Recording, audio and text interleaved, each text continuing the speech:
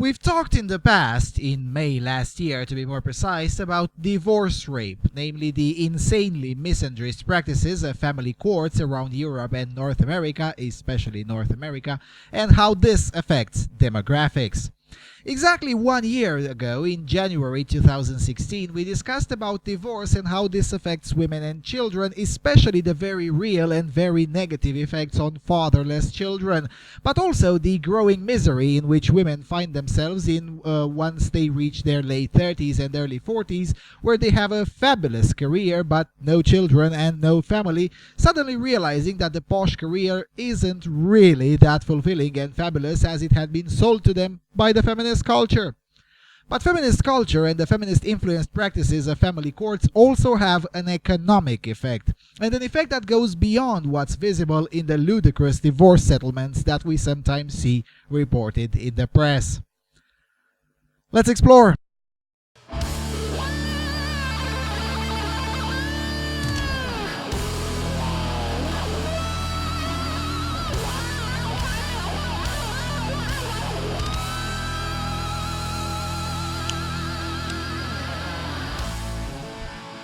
Hello everyone and welcome to the first installment in the current year of Freedom Alternative Research and Analysis.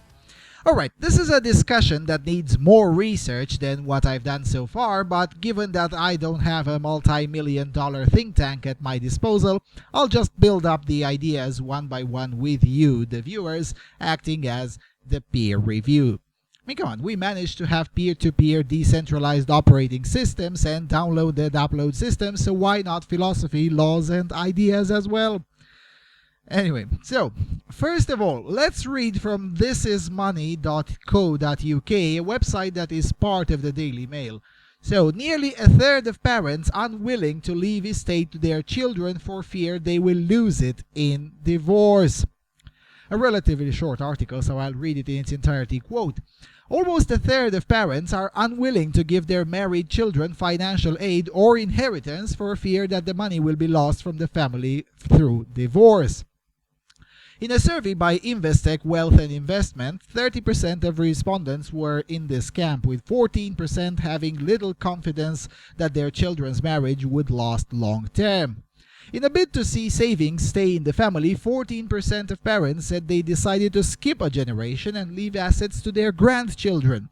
Another 13% said that they were considering a discretionary trust which could help to protect the family wealth from the threat of divorce. A sixth of parents also said they favored small financial gifts rather than a lump sum to help with day-to-day living. Along with divorce, 42% of parents doubted their children's abilities to manage financial affairs. 1/5 worried that an inheritance would be wasted by their offspring on unnecessary extravagances such as expensive holidays and clothing. Another 14% believed a sudden windfall would reduce their children's incentive to work hard and earn their own money.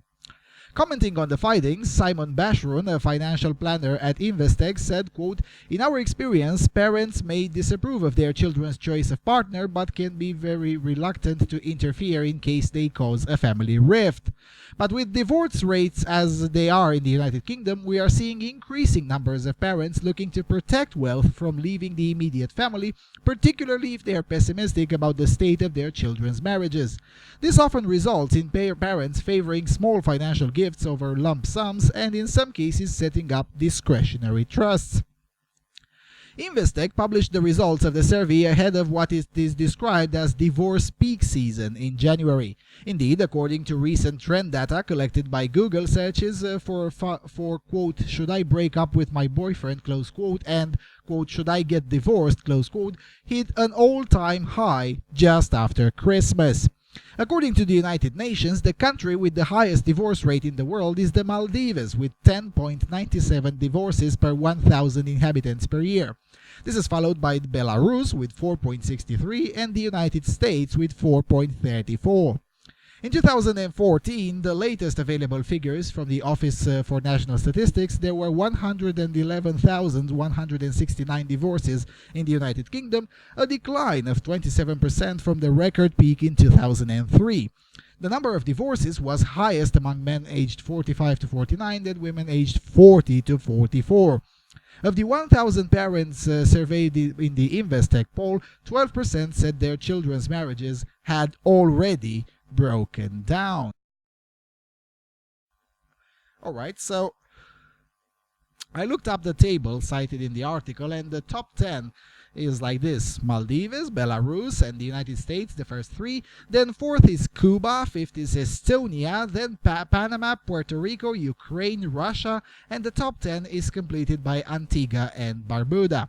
Now I'll explain in a minute why this is relevant. Another table published by The Telegraph puts the top 20 countries in terms of divorce as follows: the Maldives, first again, Russia second, Aruba the third, Belarus fourth, Latvia fifth, the US the sixth, Lithuania the seventh, Gibraltar, Moldova, and Belgium tied for the 8th, 9th, and 10th place.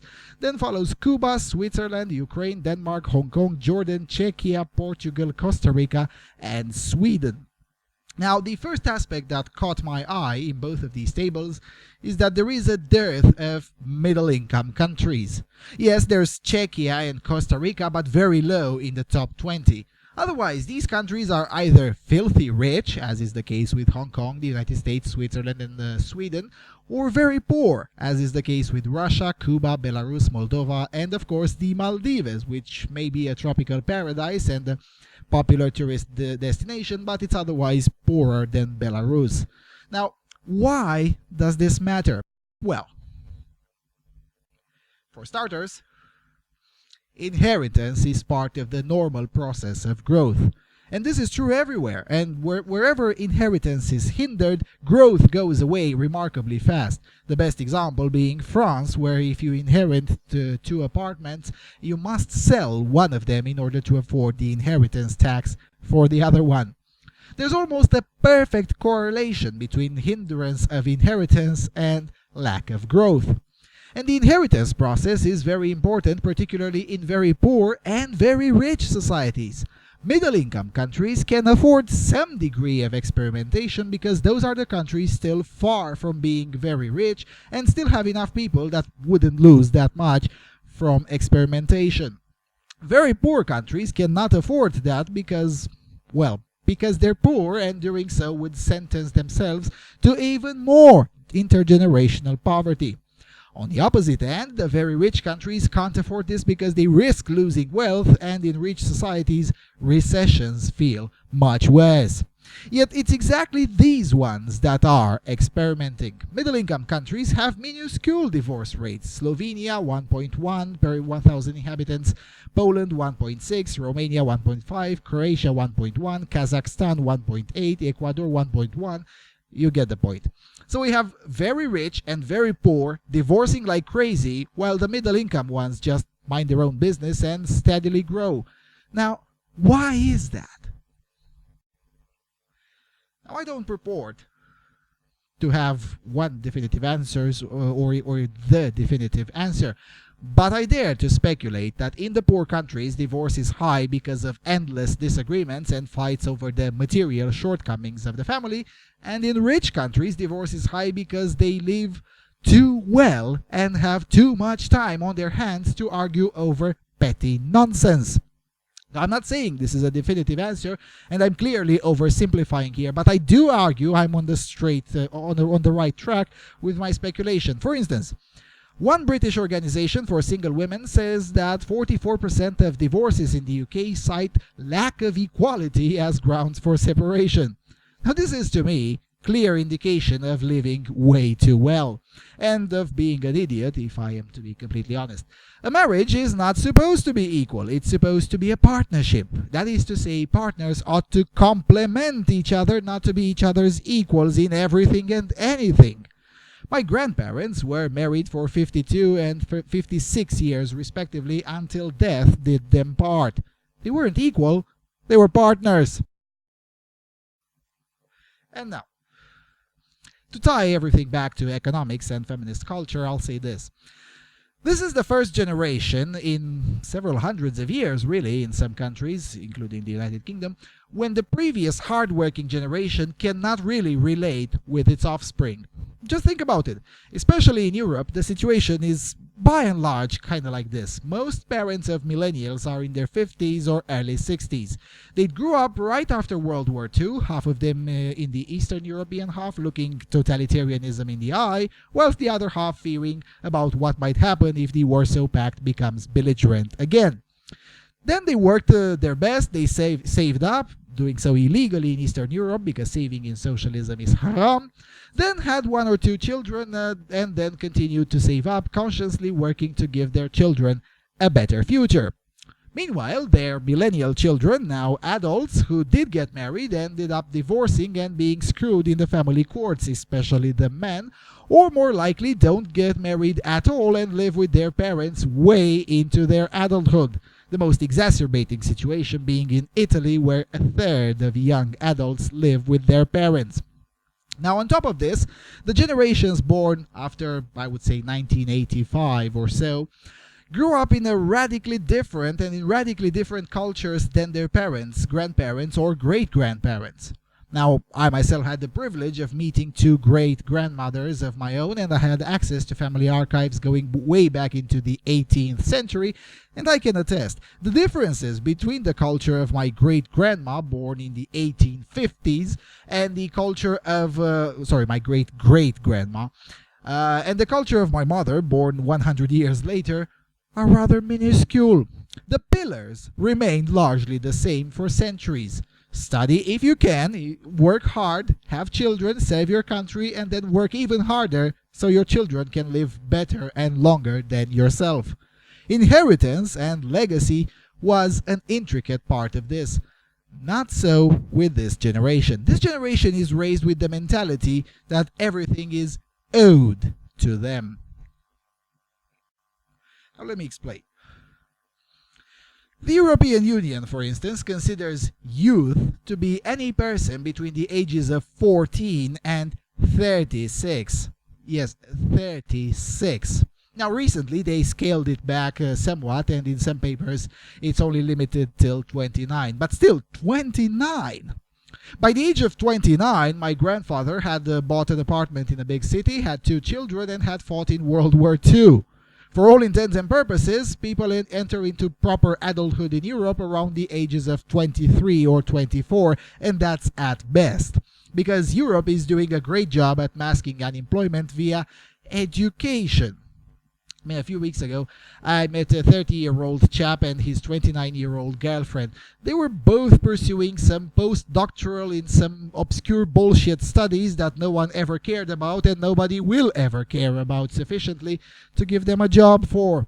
And they knew it, but did it anyway because it felt good. Both of them still beg shekels from their parents, and the idea of actually working is alien to them. It's not that they refuse to work, they just don't know how. And cases like these are remarkably common all over Europe once you start taking a look at the lists of students in public universities around the continent. Almost 5 years ago in Amsterdam, I met several dozens of such cases at a debate conference. Literally children in adult bodies. People in their late 20s or early 30s who had one skill only: to game the bureaucracies to retain youth status so they can travel cheap and get youth subsidies for anything and everything imaginable.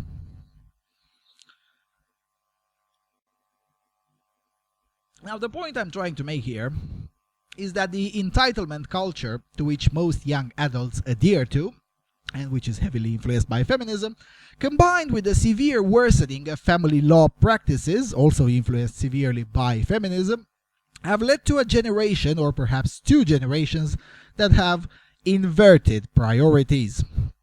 Now, that wouldn't be such a bad thing in and of itself if this had occurred slower and without being subsidized. But that is simply not the case. This situation has been incentivized by a feminist-influenced state and feminist-influenced institutions, such as the European Union, the Council of Europe, the ACLU in the States, the Canadian federal government, basically the institutions that have gradually turned the whims of children into human rights. Now, is there a solution to this? Of course not.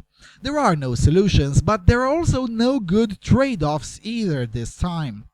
No matter what you may think about the current affairs, one thing is clear: this cannot go on. Something will have to give, as they say.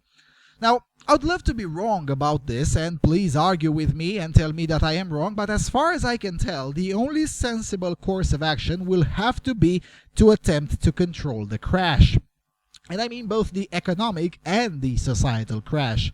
If done right, the effects can be quite marginal, and perhaps we won't even notice it happening too much.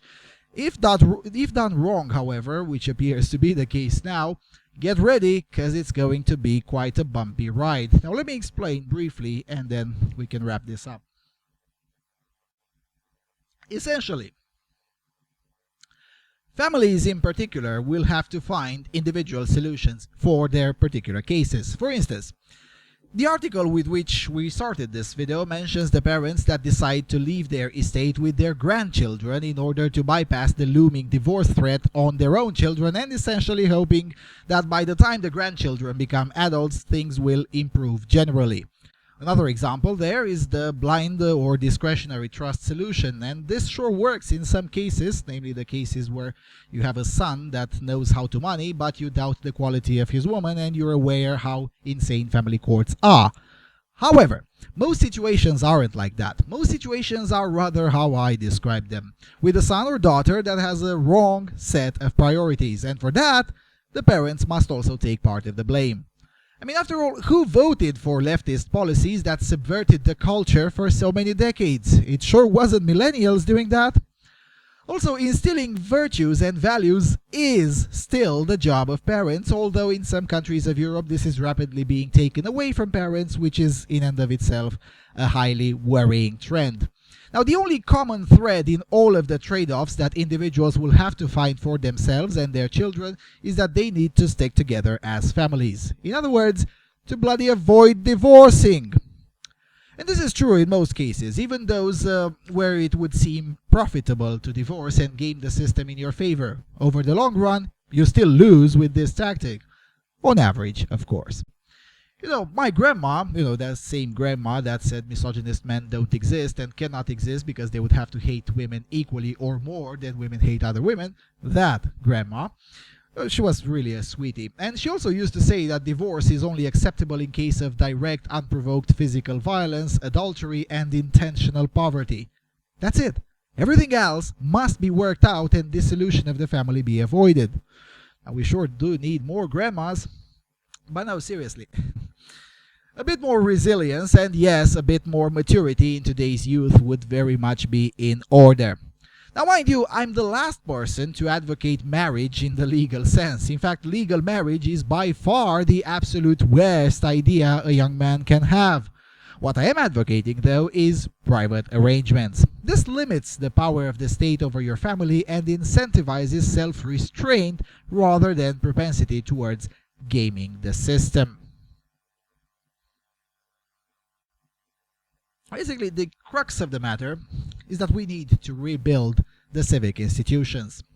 The state tends to hate that because civic institutions, and that includes the family, are obstacles in the way of the state expanding, which is why they need to be rebuilt or upheld and consolidated where they still exist.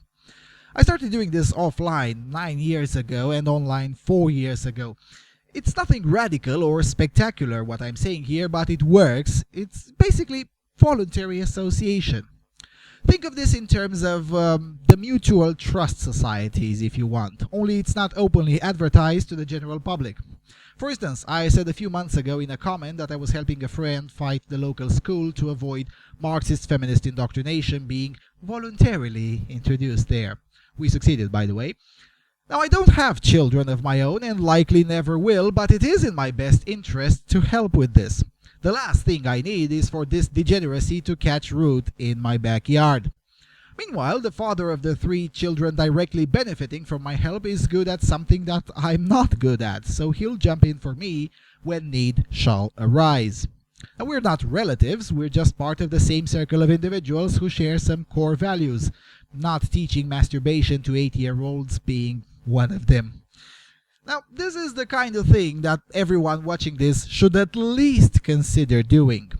It's inexpensive most of the time, but it builds trust over the long run, and if enough people do it, spectacular changes can be made. And enough people doesn't mean 50% plus one. As I explained in my deep state video, it's usually a tiny minority. Going on with the same example with feminist indoctrination, all I needed was 3 people and a few sheets of paper with proper texts on them and a strong argument. We were up against 2 feminist ideologues. That's how most practical politics works. Because again, most politics is local, unspectacular but consequential.